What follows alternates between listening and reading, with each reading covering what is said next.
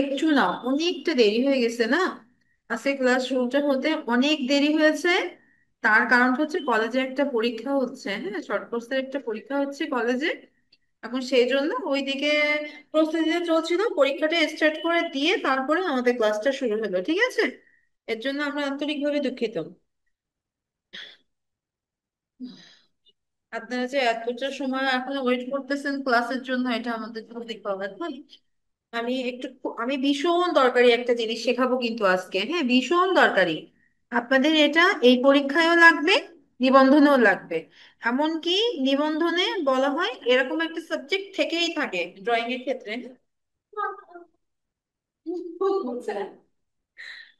আমি তো আনিনি। মমতাজ, আপনার ভিডিওটা অফ করেন একটু। মমতাজ, আপনার ভিডিওটা অফ করেন। আপনার ভিডিওটা অন থাকলে অন্যদের প্রবলেম হবে, ঠিক আছে? আচ্ছা। আহ আমার মনে হয় একটু আওয়াজটা কম পাচ্ছেন, আসলে আমার একটু জ্বর, তো ওই জন্য একটু নিতে কষ্ট হচ্ছে। তারপরে আপনারা একটু কোঅপারেট করেন, আমিও ইনশাল্লাহ পারবো নিয়ে নিতে। হ্যাঁ, এখন যেটা বলছিলাম, আমরা আজকে শিখবো হচ্ছে জ্যামিতিক ফর্মের একটা নকশা শিখবো। যে নকশাটা মনে করেন আপনার এখন তো লাগছে, এই পরীক্ষার জন্য তো মাস্ট লাগবে। আপনার প্রথম সেমিস্টারেও লাগছে, আপনার দ্বিতীয় সেমিস্টারেও লাগছে, তারপরে হচ্ছে আপনার নিবন্ধনে যেও লাগবে ইনশাল্লাহ। যখন আপনারা নিবন্ধন রিটেন দিবেন তখন এই ধারাবাহিকতা একটা নকশা রাখতে হবেই হবে। সাবিহা ইসলাম, আপনার ভিডিওটা অফ করেন। এখন আমাদের এই কাজটা করতে গেলে অবশ্যই আমাদের স্কেল ব্যবহার করতে হবে, ঠিক আছে? কারণ আমরা যখন বলছি আমরা জ্যামিতিক ফর্মের নকশা করব, তখন অবশ্যই কিন্তু আমাদের স্কেল লাগবে। স্কেল ছাড়া জ্যামিতিক কাজ কখনোই সম্ভব হয় না। অতএব আমাদের এটাকে জ্যামিতিক ফর্মে যে নকশাটা আমরা করব তার জন্য আমাদের স্কেল অবশ্যই লাগবে। এখন আমাদের হচ্ছে এমডি আসাদুজ্জামান, ভিডিওটা অফ করেন। এখন হচ্ছে আমাদের আপনার মনে করেন যে আমাদের আর এক্সট্রা উপকরণ কি কি লাগতে পারে, যে আমাদের এ আপু ভাত খাই না তুই? এই আসাদুজ্জামান, কে আছেন আপনি? একটু মিউট করলে ভালো হয় না?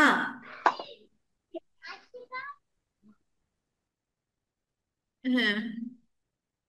তো আমাদের মাধ্যমগুলো কি কি লাগছে? আমাদের সর্বপ্রথম মাধ্যম লাগছে, আমাদেরকে স্কেল লাগছে, আমাদের পেন্সিল লাগছে, আমাদের রাবার লাগছে। এটা হচ্ছে সর্বপ্রথম হচ্ছে আমাদের এই কটা জিনিস লাগছে। তারপর একটা প্রশ্ন থেকে থাকতে পারে যে আমাদের এটা কালার করা লাগবে কিনা, ঠিক আছে? আমাদের এই নকশাটা সর্বসময় দেখে আসছি ব্ল্যাক হোয়াইট করা লাগে, ঠিক আছে? এখন ব্ল্যাক হোয়াইটের ক্ষেত্রে আমরা রং ইউজ করব। ব্ল্যাক হোয়াইটের ক্ষেত্রে আমরা কি কি ব্যবহার করব, ঠিক আছে? আমাদের সেটা কোশ্চেনে উল্লেখ করে দেবে। যেমন হচ্ছে আমাদের কোশ্চেনে থাকতে পারে যে সাদা কালো করতে হবে মাধ্যম, পেন্সিল অথবা কলম, ঠিক আছে? অথবা এমনও থাকতে পারে সাদা কালো করতে হবে পেন্সিল, কালি অথবা কলম। এখন যখন পেন্সিল বলবে তখন লাস্ট আমরা পেন্সিল দিয়ে করব, কলম বললে কলম দিয়ে করবো, কালি যদি বলা হয় তখন আমরা কি দিয়ে করবো? এক হচ্ছে আমাদের যে ব্রাশ তুলি যেটা, ওটা দিয়ে আমরা কখনোই করব না। সে যত বড়ই মনে করেন যে ড্রয়িং ভালো করেন না কেন, আমরা ওটা দিয়ে করব না। তার কারণ হচ্ছে ব্রাশের কালার, আমরা তো হচ্ছে কম্পিউটার না, আমরা তো মানুষ না। একটু হইলেও দাগের বাহিরে কালারটা যেতে পারে, যেটা আর মুছতে পারবো না। সেহেতু আমরা ব্রাশ কালি দিয়ে কখনোই করব না।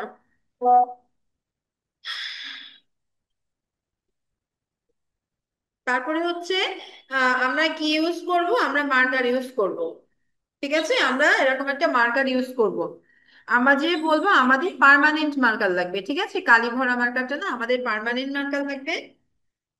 একটু মোটাটা নিব, হ্যাঁ, ঠিক আছে, পার্মানেন্ট মার্কারটা নিব। ওইটা দিয়ে করবো, ওইটাই হচ্ছে কালির কাজ করবে, ঠিক আছে? এখন ওই যে আমাদের, আপনার যদি বলা হয়, আবার যদি বলা হয় যে আমাদের পেন্সিল আছে আর হচ্ছে কালি অথবা কলম, ঠিক আছে? এখন আপনার কাছে মনে হইতে পারে যে কলমে গাঢ় দাগ পড়বে, দেখতে ভালো দেখাতে পারবে, মার্কারে ভালো দাগ পড়বে, দেখে হ্যাঁ ভালো দেখেন। সেটা আপনার প্র্যাকটিসের উপর নির্ভর করবে। আপনি যদি এখন থেকে প্র্যাকটিস করতে পারেন তাহলে আপনি একমাত্র নিবন্ধনে যে কালি ইউজ করার রিস্ক নেবেন। যদি প্রশ্নে উল্লেখ থাকে, আমি কিন্তু আবারও বলছি, যদি প্রশ্নে উল্লেখ থাকে তখন আমরা মার্কার ইউজ করব, নইলে কিন্তু করবো না। প্রশ্নে কি উল্লেখ থাকবে? প্রশ্নে উল্লেখ থাকবে কালি। যেহেতু যদি কালি কথা উল্লেখ থাকে, তাহলে মার্কার, এছাড়া কখনোই কালি ইউজ, মার্কার ইউজ করব না। যদি বল পেন পেন্সিল, এক কথা পেন্সিল দিয়ে করবেন, এটা আমার ব্যক্তিগত মতামত। কারণ মনে করেন কোনোভাবে যদি একটু ভুল হয়, পেন্সিলের দাগটা আমরা মুছতে পারবো, কলমের দাগ কি মুছতে পারবো? পারবো না। আর মার্কার মনে করেন, বললাম তো, মার্কার দিয়ে খুবই সুন্দর দেখায়, একদম মনে হবে আপনি কম্পিউটারে মনে হয় প্রিন্ট করে নিয়ে আসছেন। সেহেতু প্রচুর প্র্যাকটিস এন্ড প্র্যাকটিস, সেটা আজ থেকে, আজকে শিখছেন, আজকে থেকে এই প্র্যাকটিস শুরু করবেন। তো আমার মনে হয় আগে আমরা আঁকানোটা শিখি, তারপরে আমরা কালার নিয়ে আর ডিটেলস আলোচনা করবো। আমি যেটুকু বললাম, যারা বুঝতে পেরেছেন আলহামদুলিল্লাহ, যারা বুঝতে পারেন নাই আমাকে আবার জিজ্ঞেস করবেন, আমি আবার বলবো। যতক্ষণ আমরা আছি ততক্ষণ জিজ্ঞেস করবো, কোনো সমস্যা নেই। এমনকি ক্লাস শেষের পরেও যদি বুঝতে সমস্যা হয়, অবশ্যই আমাদের নাম্বার আছে, পার্সোনাল কন্ট্যাক্টও করতে পারেন, কোনো সমস্যা নেই। তো আমাদের এখন প্রশ্ন উঠেছে, আমরা এটা যে বললাম জ্যামিতিক ফর্মে, তাহলে নিশ্চয়ই একটা নির্দিষ্ট মাপ থাকবে, আমাদের কিন্তু কোশ্চেনে উল্লেখ থাকবে আমরা কি কি মাপে আঁকবো।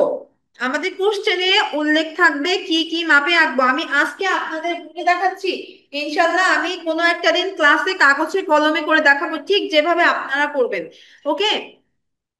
এখন আমি মনে করেন আহ আপনাকে চিনি বলবো, আমরা মনে করেন আমার বোর্ডে করার একটু বড়, একটু যেন বড় হয়, আপনাদের দেখতে সুবিধা হয়, তার জন্য আমি 8 ইঞ্চি ঘর নিচ্ছি, ঠিক আছে? কিন্তু আপনাদের বেশিরভাগ থাকে হচ্ছে 6 ইঞ্চি, কারণ আপনারা যে খাতাটাই করবেন সেখানে 8 ইঞ্চি সহজে ধরে না।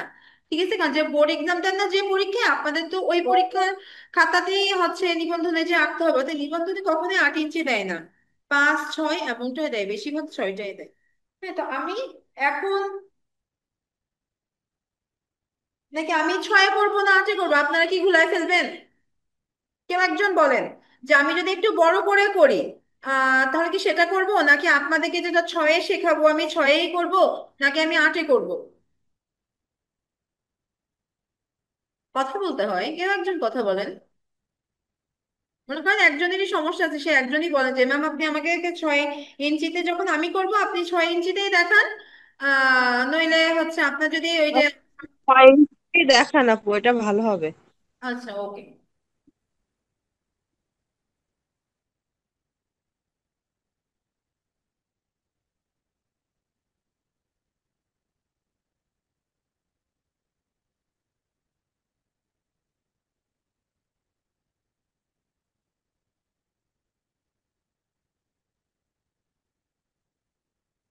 পাঁচটি কিন্তু বোর্ডে অনেকটা ছোট হবে, এটা কিন্তু মাথায় রাখবেন, হ্যাঁ?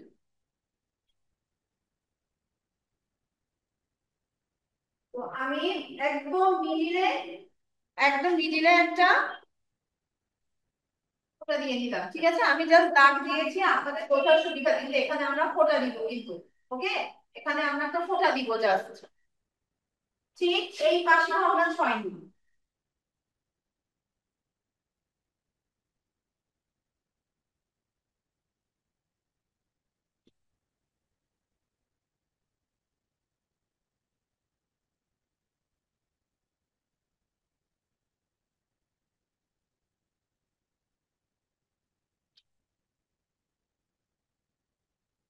ঠিক এবারটা ঠিক সেভাবে 6 দিব। যদি দেখেন দাগ টানতে যে 6-এর থেকে বেশ কম বেশি এখানে হয়ে গেছে, তখন কিন্তু আবার আপনাকে মুছে করতে হবে। ঠিক আছে, তখন কিন্তু আবার আপনাকে মুছে করতে হবে।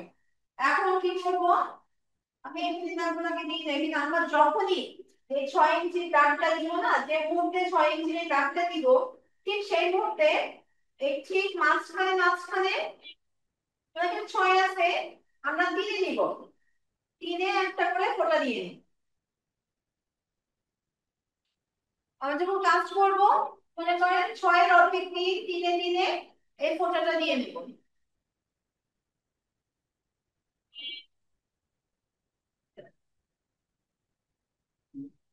এই ফোঁটা থেকে এগুলা মিলাবো।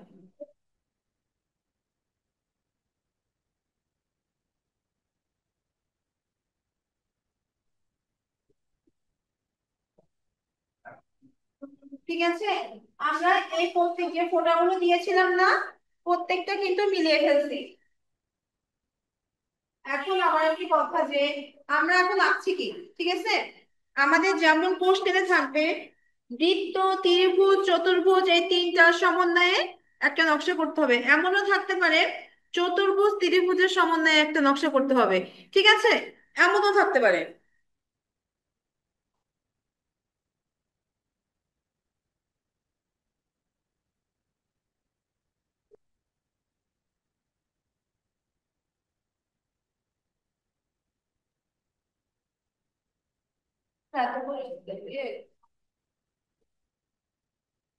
আমি হাতে করছি, ওকে।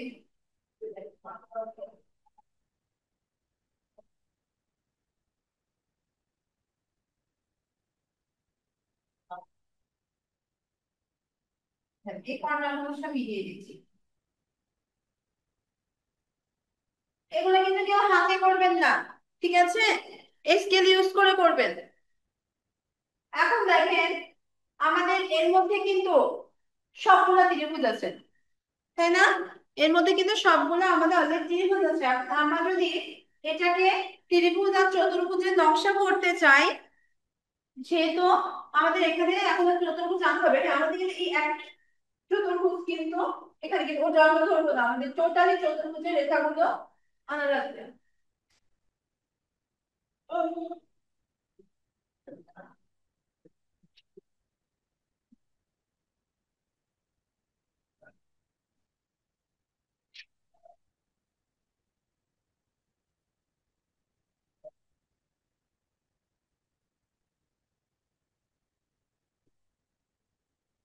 এখন শুধু চতুর্ভুজই দেখতে পাচ্ছি, সরি ত্রিভুজই দেখতে পাচ্ছি না। আমরা এখনো কিন্তু এখানে চতুর্ভুজ আনতে পারি নাই, চতুর্ভুজ আনতে হবে।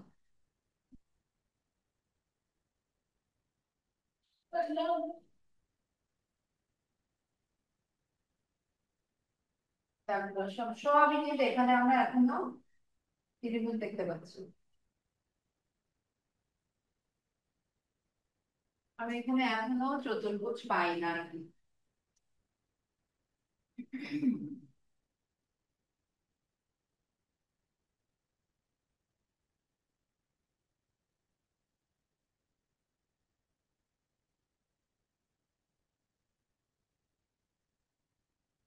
এখন মনে করেন যে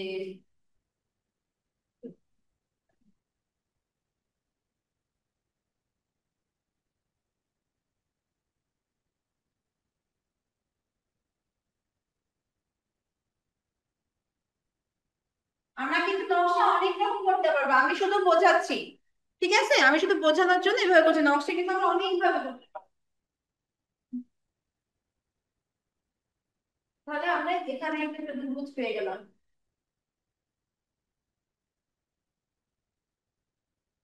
এখানে এই ত্রিভুজটা বলে দিবো।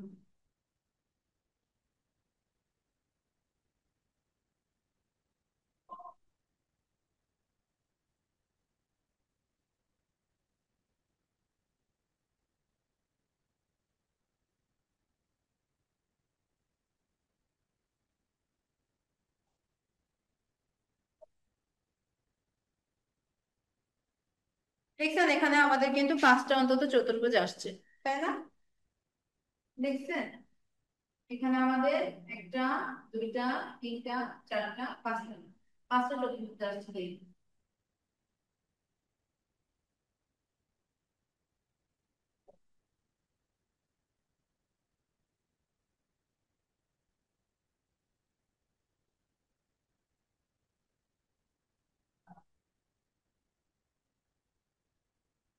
আচ্ছা, এখন এই রুলসটা মেনে আপনারা কিন্তু নিজেদের মতো আরো নকশা করতে পারেন, ঠিক আছে? যে চতুর্ভুজের পজিশনটা চেঞ্জ করে এই মিডিলে হয়তো থাকলো, এদিকে ওদিকে করে আপনারা কিন্তু নিজেরাই দাগ বাড়াই দাগ পজিশন চেঞ্জ করতে পারেন। আমি আগে একটু দেখাচ্ছি। এটা কিন্তু একদম নর্মাল। এরপরে কিন্তু আমাদের বৃত্ত, ত্রিভুজ, চতুর্ভুজ সহ সবকিছুই কিন্তু আসবে, ঠিক আছে?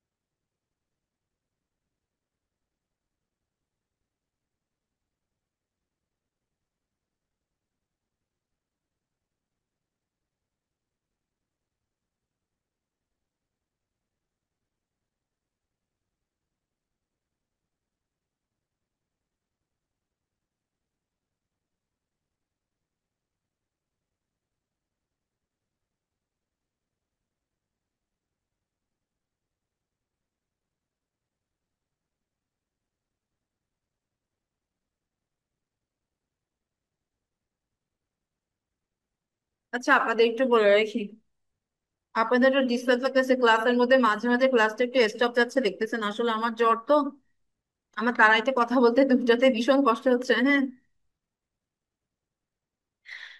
সেই জন্য একটু ক্লাসটা একটু লুজ ভাবে যাচ্ছে, হ্যাঁ।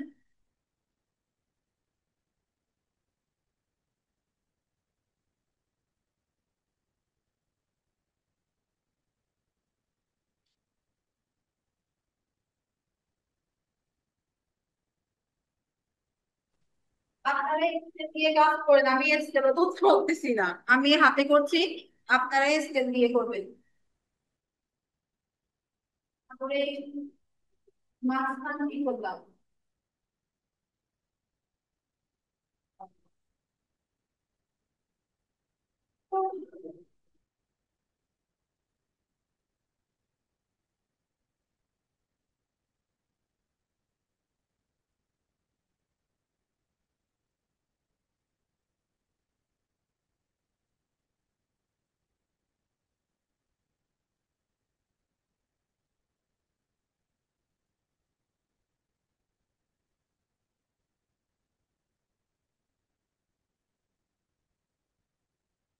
আমার ভেবে এই ক্লাসটা আপনাদের নেক্সট আবার নেওয়া লাগবে, বুঝছেন?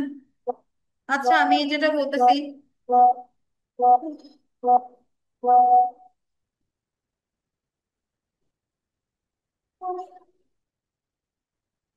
আমি যেটা বলছিলাম সেটা হচ্ছে, মনে করেন আমাদের নকশাটা কিন্তু দুইটা থাকবে।